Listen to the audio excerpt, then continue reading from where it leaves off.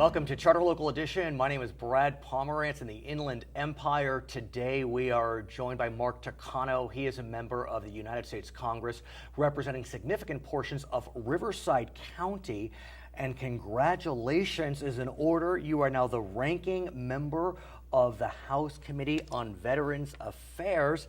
How does someone who was elected to Congress, 3.5 years ago, already become ranking member of a major committee? Well, the Veterans Affairs Committee tends to get populated predominantly by junior members. Okay. And when I was appointed, I was the third in line in 2012. And for various reasons, two more senior members have moved on. Right. And so I'm the acting ranking member. What does that mean to you? What does that mean to your constituents, many of whom are veterans? We're in Riverside County. We have 170,000 veterans in the Inland Empire. Riverside Wow. County is the 8th or 9th largest veterans population by county in the country. So Wow. it's a huge opportunity to serve them better. I have much bigger staff reach. The committee staff, the Veterans Affairs Committee staff, all even reports to me. as ranking or minority member? Yes, because I have a whole committee staff battalion that reports to me, and I'll be managing the committee's business through the month of September. So there's no question that the last few years has been a little rocky as it relates to Veterans Affairs matters. We know about the VA hospital medical issues, a scandal I'll call it. Yes. We do seem to be on the other side of it, or are we? I think we're approaching it. We still have more work to do as a Congress and as a committee and working with the administration to implement the Veterans Choice Act, which we passed in response to the VA scandal in Phoenix. Right. One of the things that was important for the Inland Empire was the chance to get more doctors. The VA, we appropriated more money for the VA to hire doctors, but I talked to Bernie Sanders, who was the chairman of the Senate Veterans Committee at the time, and I said, Bernie, I'm glad we're doing this, but you know what? It's not going to do anything good if there are no doctors to hire. Right. So we have a brand new school at UCR. I was going to ask, right. Brand new school, and what they need are graduate medical education slots, GREs, or residencies. We know them as residencies. Right, right. Do you know that nearly almost all the residencies in this country are funded by the federal government? I did not know that. 90% by Medicare and about 10% through the VA, and the ACA funds a little. But you know what? We haven't really had new residencies since 1996. And when UCR Medical launched, just I think 2 years ago, were residencies part of their inaugural plan? No. I mean, there may be some, but the Chamber of Commerce and the university came to me and said, Congressman, this is like the second week I was in office, or even before I was sworn in. They said, we need more residencies. And you cover UCR. Well, because get this, we have a shortage of doctors in the region.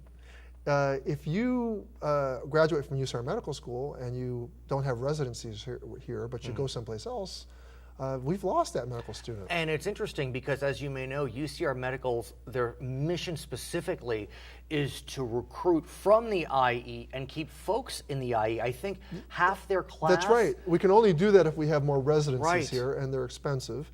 And Congress has not been able to agree on funding more, but the VA healthcare scandal gave us an opening. And what I argued with what I put to Senator Sanders is we need more residencies. He says, Congressman, I agree with you. Your language, get it to me right now. So together on the conference committee, he and I were able to champion 1,500 more residencies.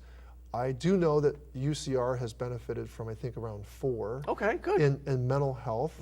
Not all of those residencies have been used up. The secretary of the VA has only been able to place 300, and there are some bureaucratic snafus that we got to clear up with some legislation to use the rest of those residencies before they expire. Okay. So that's one of my big objectives as the acting ranking member. I want to ask you, if I may, about another issue facing veterans, and that is the question of homelessness. Yes. As you know, California is facing a significant homeless crisis. Yes.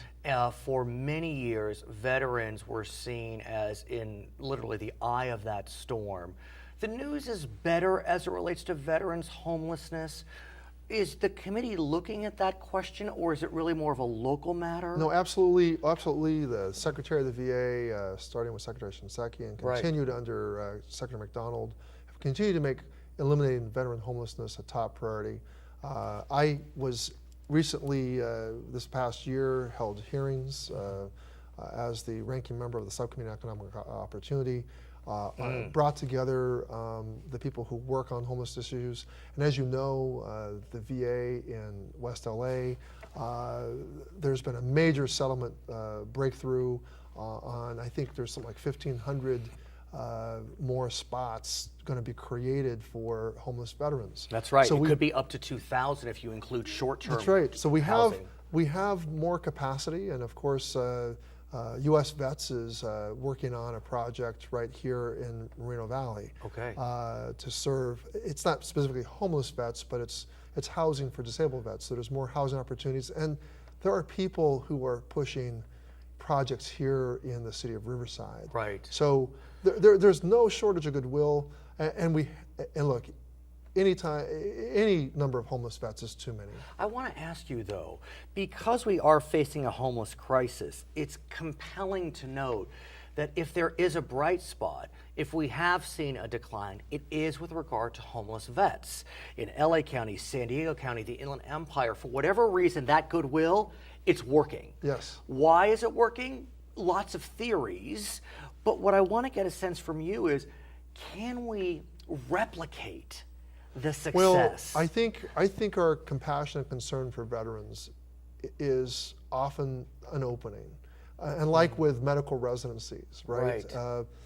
Serving our veterans becomes an opening for renewing our commitment for the population at large. So I agree with you. My hope is that in drawing the public's attention to the plight of veterans, whether it's homelessness. I just did 22 push-ups a few days ago. I saw that on Facebook. To call attention to veterans who die of suicide every day. 22.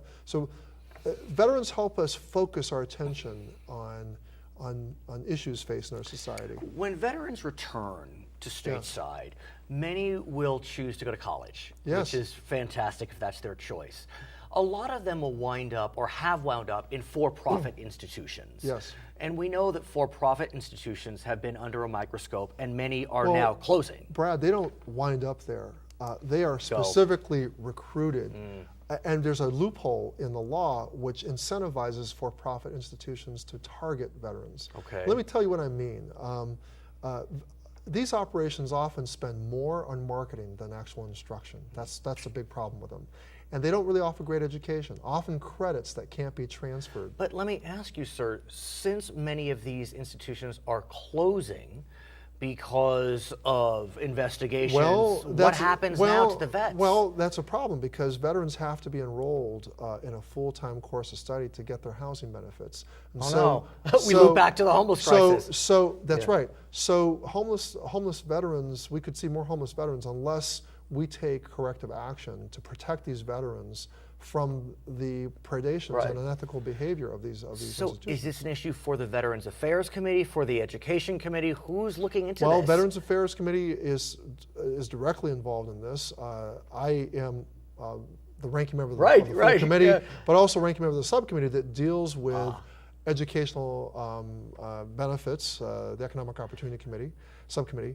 And look, we make a promise to the people we recruit into our armed services that they're going to get a generous post 9/11 GI Bill benefit. It's very generous. It is a tragedy and a travesty that unscrupulous for-profit institutions target them. Look, and we've cited a statistic. 8 out of 10 of the top recipients of GI Bill money are for-profit universities.